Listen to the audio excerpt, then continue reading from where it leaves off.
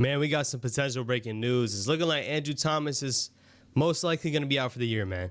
Now, coming after a brutal loss against the Bengals, we weren't happy with the way the game ended, of course, not walking out with the W. But one of the kind of underlying things was Andrew Thomas was slated to get an MRI the next morning. And obviously, here we are on Tuesday. Still no reports of what it is.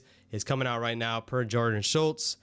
Feared to have serious foot injury that could require season-ending surgery. And then he responds to himself and pretty much says, most likely out for the season and will require immediate surgery. Now, this is not a good sign for the Giants in terms of whether you want, Daniel Jones as a quarterback or not, whether you want the team to win games. Andrew Thomas is probably our second or third best player on this team. And having, a lockdown left tackle has been great to have. Without him, you saw what the offensive looked like last year.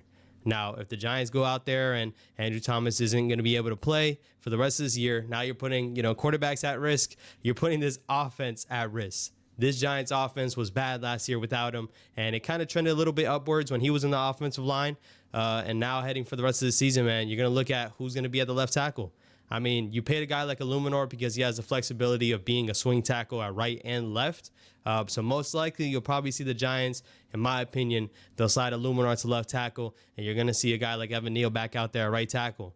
Now, this isn't an Evan Neal video. We'll have an Evan Neal video out, at another time once you know the official diagnosis for Andrew Thomas. But potentially a big move for Evan Neal to see if he can even still play.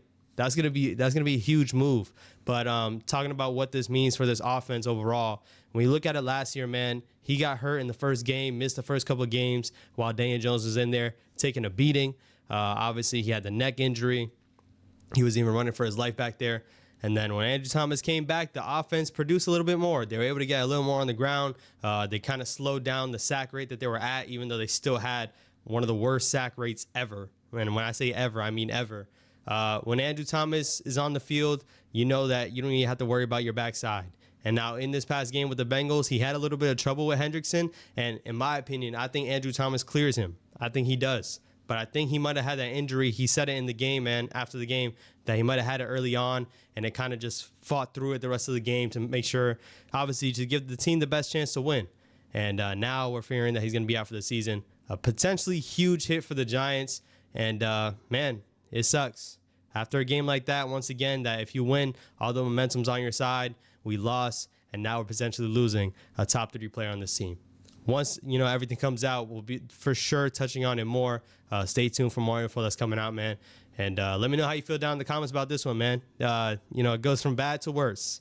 But hopefully Malik Neighbors coming back. That should pick us up a little bit.